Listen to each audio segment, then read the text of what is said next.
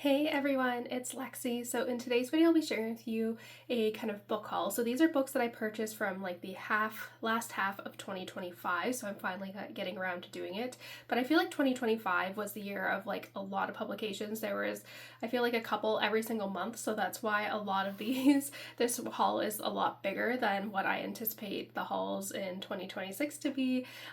So it is quite a lot. So I won't lollygag too long because we have a lot to talk about. But without further ado, let's get started. First up, this is probably one of my most anticipated releases of 2025, and it was The Black Wolf by Louise. This is the newest installment in the Inspector Gamache series. It's essentially a part 2 to The Grey Wolf, which was the previous book, but basically the general premise of this series is it follows Inspector Gamache, who's head of the homicide department in Quebec, and a lot of his stories take place in a town called Three Pines, and there is really much, despite dealing with murder mysteries, there's really much a sense of found family, which I really love. So this is my favorite series of all time, favorite author of all time, and I loved it. Next up, I got this collector's edition of Sunrise on the Reaping by Suzanne Collins. This one, I think next to Catching Fire, this was my favorite book in the like Hunger Games world, and so when they announced that they were doing like a special edition, I was really excited. Purple is my favorite color, so I really loved it. It has really nice spine, it's got sprayed edges, and then also like this beautiful like artwork in here as well, so it's very pretty. So I was happy to have kind of a special edition of one of my favorite books of this year. Next, I picked up 107 Days by Kamala Harris. This was her memoir talking about the 107 days from when Joe Biden dropped out of the presidential race and when she kind of had to take that role to election day. This book is very like biography, like I would say it's like more, diary based. Like it's very much like she's going back through each of the days, and I think she's really honest and candid. I listened to this on audiobook actually, and I was just feeling this sense of like dread hearing it, but yeah, I also got a signed copy too, which is really exciting, and my sister and I are seeing her for her book tour in February, which is exciting as well, so I was happy to snag a copy of this one. Next, I have Katabasis by R.F. Kuang. This obviously was a very big release for 2025. I read this, it wasn't my favorite. My husband really enjoyed it, but it just wasn't necessarily my favorite, but I will include this one as well. It kind of follows, as someone who was a PhD student, I could relate to a lot of things, but I just didn't find the characters really likable. They just weren't really intriguing, but it follows two students who go to hell to bring their professor back, their advisor back, and it kind of goes from there. I did think it raised important themes about academia and the toxicity of it, but I think it's important, but I felt like it was just complaining too much about it, so it was not my favorite, but my husband enjoyed it a little bit more than me, and maybe that's because I have gone through like masters and PhDs and that, so maybe I'm just a little bit more skewed in how I think of academia. Next up, I have Hemlock Silver by Kingfisher. This was her newest release that came out last year, and it is a loose Snow White retelling. We follow this healer named Anya, who is approached by the king himself to figure out what is going on with his daughter Snow, who appears to be like she's being poisoned, but we don't really know what is going on. And I would say that's really the only, it's very, very loosely based on Snow White. So this one is a little bit different. Like there are like some key things with like the original fairy tale of Snow White, but I would say this one is very much inspired by it. So yeah, I enjoyed it. I read this towards the end of last year and I really enjoyed it. I think my favorites of her are her fairy tale retellings. I really loved A Sorceress Comes to Call in this one as well. So it was just a really good reimagining of a kind of classic fairy tale. Next, I have The Bewitching by Sylvia Moreno Garcia. This is another book that my husband read as well. We read a lot of the same books, and he enjoyed this one a little bit more than I did. Basically, the premise is that we follow three storylines.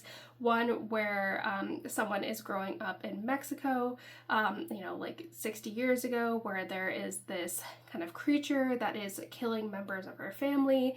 Then we follow someone in the present day storyline in the 90s who's investigating someone who went missing at the university and involves witches and all those things. I just thought the pacing of this one was a little bit slow. I did enjoy the ending, and I can guess who the person behind everything was. But the ending was really fun, but I felt like the pacing of this could have been a little bit better, maybe shaved off like 50-ish pages. But I really loved the integration of horror into this as well, within like kind of a witchy vibe, which I really enjoyed. But yeah, this one again was not necessarily my favorite, but I did really enjoy the ending. Next up, I have this book. I saw it as one of the books that was nominated for one of the like Goodreads awards, and it really intrigued me. And a little spoiler, but I read this in January and I gave it 5 stars. But it is A Resistance of Witches by Morgan Ryan. This is her debut novel, but it takes place during World War II, where a kind of secret society of witches, they've always been kind of separate and kept themselves very, like isolated from the public and internal affairs. But when World War II breaks out, they offer their services to help kind of, find this book that they can sense that the Nazis are after, which witches can then use to kind of destroy the world.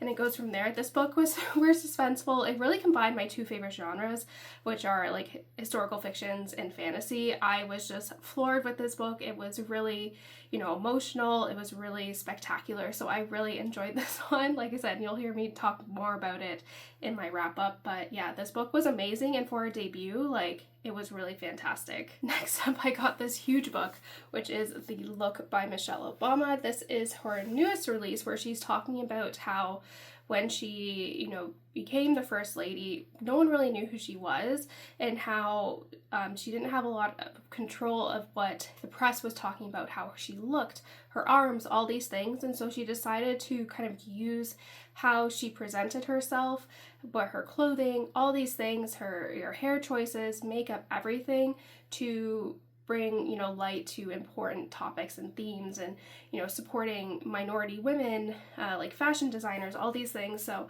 I read this one again in January and I really enjoyed it, and I also was able to get a signed copy, which this honestly will be probably one of my most prized possessions.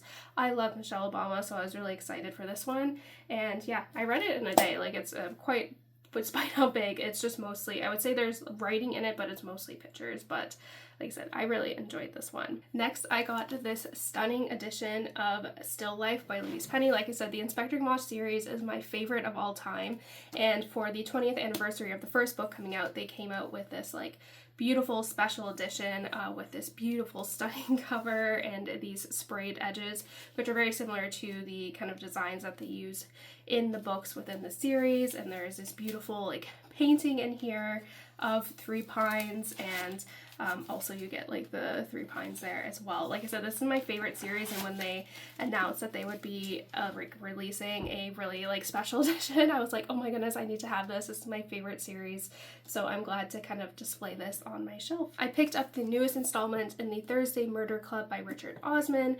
This is the newest release in this series, and basically the premise of the series, it follows 4 retirees who live in a retirement village, and they find ways to insert themselves into police investigations. Again, despite there being kind of dark themes of murder, there really is a sense of, again, found family. There's a lot of humor interwoven into this series, and in particular with this one, we saw one of the characters in the previous book go through a really, tragic life event, and so seeing her kind of, work through her grief and kind of find who she is now out of that grief was really a joy to see. These ones are always fun, and I read through them pretty quickly because there's a lot of really good character banter, and so it makes it a lot of fun as well. So yeah, again, another like series staple of mine. Next, we got Hot Wax by ML Rio. This was her newest release. I really loved If We Were Villains, and I really did not care for The Graveyard Shift, and I'm afraid this is one that I just don't think is for me. It kind of follows this girl who is, it has something to do with like rock stars and all that, and I started to read like the first 50 pages and it was not gripping with me, and then I was seeing the reviews and it was kind of mixed, so I don't think this is the book for me, and it might be one that I might unhaul, undecided. But yeah, I just don't think this one really is for me, which is disappointing because I really loved her writing in If We Were Villains, but everything else that she's put out since then I have not really enjoyed, so I'm very disappointed by this one, and I'm, like I said, I'm tempted to kind of DNF it like officially and unhaul it, so we'll see what I decide. Next, I have the third and final installment in the Book of Dusk trilogy by Philip Pullman. This is basically the spin-off series to his Dark Material, and I read the second book, I am totally blanking on the name, 2 years ago, and so this is his newest release.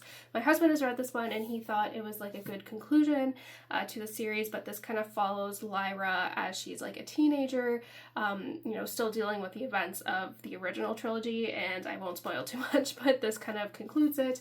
It is quite the chonker, so I will have to like really dedicate some time to reading this one, but I'm really excited to dive in. Next, this is a book that really took the internet by storm when it came out this past fall. And again, this is one my husband read and he enjoyed.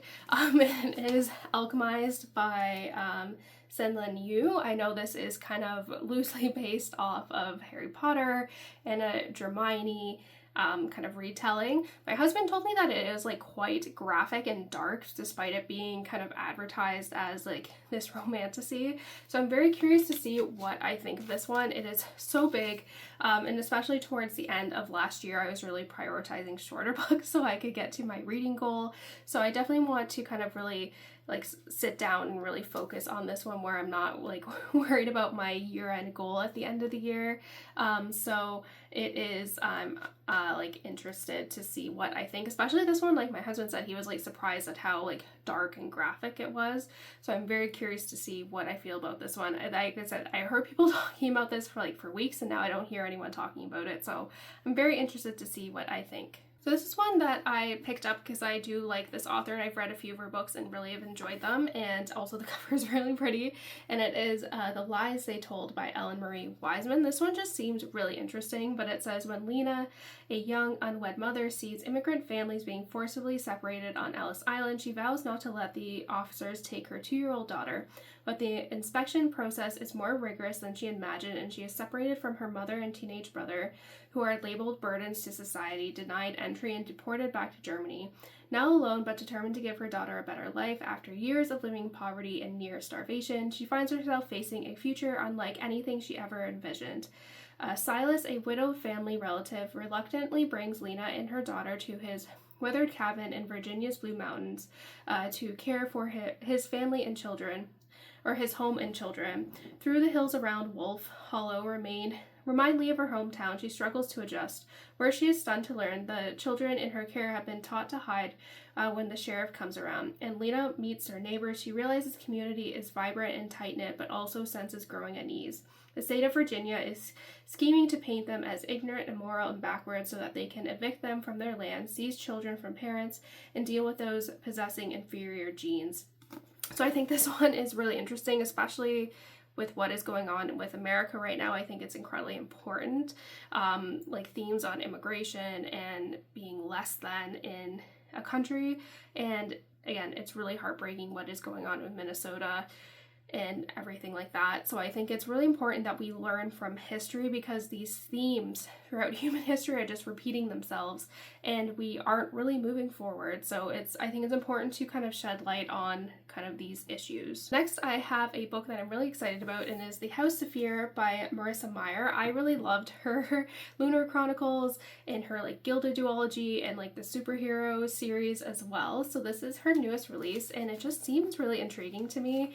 It says, Mallory is a fraud. Though she comes from a long line of witches, the only magic she possesses is the ability to see ghosts, which is rarely as useful as one think. She and her sister have maintained the family business, eking out a paltry living by selling bogus spells and conducting tours of the infamous manor where the first of the Saphir murders took place.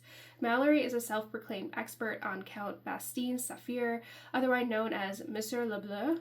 My French is not great, despite growing up in Canada, who brutally killed 3 of his wives more than a century ago, but she never expected to meet Bastien's great-great-grandson and heir to the Saphir estate.